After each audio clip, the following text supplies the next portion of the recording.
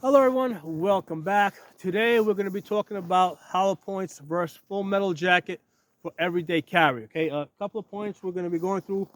Practice with the ammo that you carry. Expect to miss. Expect to move. Expect to over penetrate. Okay, expect to defend yourself in court with regards to everything, including why you chose that particular ammunition. Okay, so let's go through this list. Practice with the ammo that you're actually carrying. Very common thing, people will practice with target ammo, full metal jacket because it's cheaper, but they're gonna carry hollow points. The problem with that, I see two problems when I'm training people on that. Right, the first problem I see is that they have barely shot any hollow points through that gun. Right, maybe they've shot half a magazine. All right. Normally, when I'm training people for self-defense, I tell them, meet me at the gun range with the ammunition that you plan to carry. So in many cases, they're shooting that ammunition for the very first time. So they're shooting it, and now all of a sudden they're getting jams. Okay, um, usually some type of a feeding problem because the edges of the hollow point are catching the feeding ramp. It might be compounded with the grip. All right, but they weren't having that. Maybe there is a problem with their stance or a problem with their grip, but they weren't having that problem with the full metal jacket because it was a little bit more forgiving. But now that they're shooting the hollow points, now that problem, it is presenting itself, right? So they're jamming up the gun. Okay. The second problem I see is that when they're shooting, I watch them shoot the full metal jacket, and they're like this, poof, poof, poof, poof, poof, right? Then I'll have them shoot the hollow points, and they're like this, boof, boof, boof. Okay, they're not used to that extra recoil, right? The hollow points are usually some plus P. They're usually at the higher end of as far as power goes. They're not used to that. So now with women, their hands are coming apart. With the guys, they're having a harder time getting back on target. They're basically just not used to it. Not that they can't get used to it, but they're not used to it. Okay, so that's why it's really important to carry. Practice what you intend to carry. Okay, now I shoot lots of steel case. Right, I buy that by the thousands. But on my carry gun, okay, I only shoot that carry gun with brass. Okay, and the brass that I use is just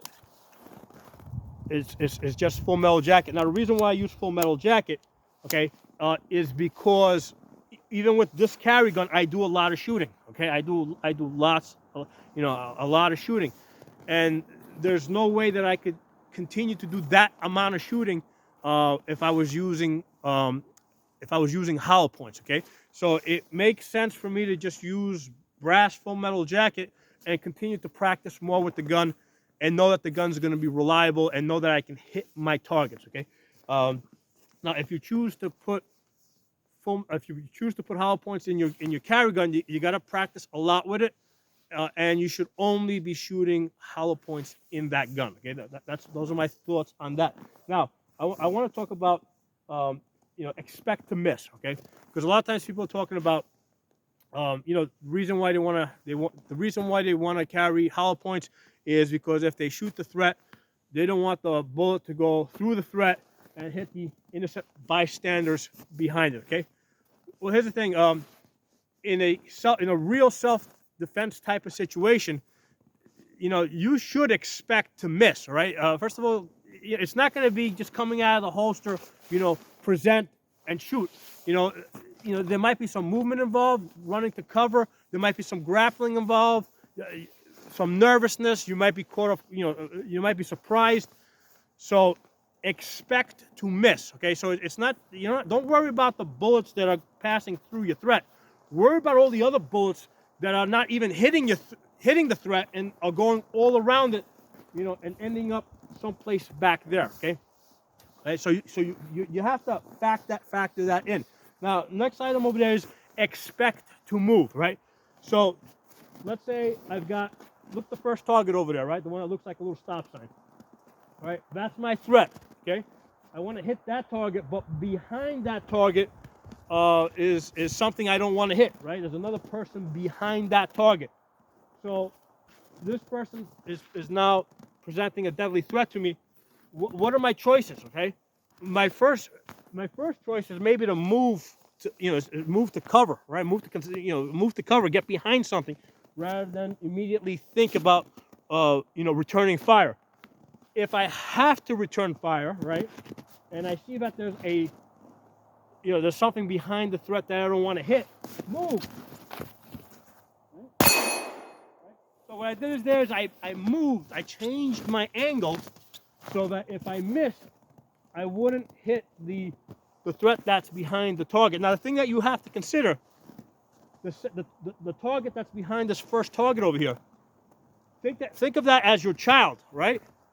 Would you take that shot if your child was behind this person that's a deadly threat to you? Would you take that shot? Would you take the shot just because you have hollow points in your gun, right? You have that much confidence that the hollow points are gonna go through, are gonna get to the threat, and first of all, that you're gonna even be able to hit the threat, and at that point, do not over penetrate. Because I've seen plenty of videos where they did tests and they got more penetration than they expected, okay? But I wouldn't even consider that part. I'm just thinking, hey, under this stressful situation, there's a good chance I'm going to miss, and I might have to take multiple shots. So moving is the first thing that comes to mind. Move to get behind cover, and then also move to change your angles as you need to, okay? Now, one of the benefits of me always training on a three-dimensional range is I'm constantly considering angles, right? Right here in this spot, I can shoot 360 degrees, not a problem. But in other parts of this location, I can't shoot 360 degrees, right? So I have to be aware of what direction I'm shooting in. How high are the backstops in certain areas? What angle am I shooting from and to, right? Am I shooting down? Am I shooting up? Am I shooting, So these are things that I'm constantly considering. So that's actually a major part of training. If you're always changing on a two-dimensional range where you're always shooting in one direction forward, never even drawing from a holster, okay, you're not thinking about what's behind your target. You're not thinking about moving yourself to get better angles. So that's an important part of training, okay? Expect to miss, expect to move, expect to over penetrate. I don't care if you got hollow points, I don't care if you got full metal jackets. Assume that everything is going to pass through the target. Assume that everything's going to miss regardless of how good you are, okay? And the next thing I'm going to bring up with regards to hollow points versus full metal jacket, if this ends up in court, okay, and you get a prosecutor like the one that Rittenhouse had, right? Because here's the thing with prosecutors, no matter what you do, if they decide to come after you, right, because they see you as a political opportunity, right? If they decide to come after you, if you use, let's say, full metal jacket, right, like Rittenhouse did, the prosecutor is going to bring up, why'd you use full metal jacket, which is likely to over penetrate, okay? Likewise, I've heard of other cases where people used hollow points and the prosecutors brought up, this person, why'd you use hollow points? Did you use it so that you could absolutely make sure that you murdered this person, okay? So no matter what you use, it's going to come up in court. The question is deadly force required or was it not required, right? That's why you got to have a good lawyer, right? That's going to steer the discussion back to, was deadly force required or was it not required? That's what it's really got to come down to. And I think that the defense of, I moved, or, of you being able to move or trying to get behind cover, I think that's going to be a lot more important than what type of ammunition you used, okay? So those are my thoughts on full metal jacket versus hollow points. I have shot hollow points. I have not shot enough of them, right? And by enough, I mean thousands of them. I have not shot thousands. In fact, I can't even say I've shot hundreds. In fact, maybe I've shot, I probably have shot a few hundred hollow points, but not on any one specific gun. So I haven't shot enough hollow points so that I know what it's going to do in my carry gun. I know what this ammunition, I know what this full metal jacket is going to do in this gun that I'm carrying. So that's why I'm choosing to use this ammunition. I know it's reliable. And this is the ammunition that I practice with, and I have in my mind that, hey, there's a good chance that I might miss, and I have to take that into consideration. I have to, only take shots that I believe are safe. In terms of if I miss my threat, there's nothing standing behind my threat, and maybe there's other options besides returning fire, like moving, staying behind cover, waiting for the right opportunity, right? So let's say you have a threat out there that's basically just sending bullets at you, right? You know, maybe the right thing for you to do is stay behind cover, right? And let the threat come to you, right? Because if you're behind cover and he can't shoot you, if he's dead set on trying to kill you, what he's gonna do is he's gonna move.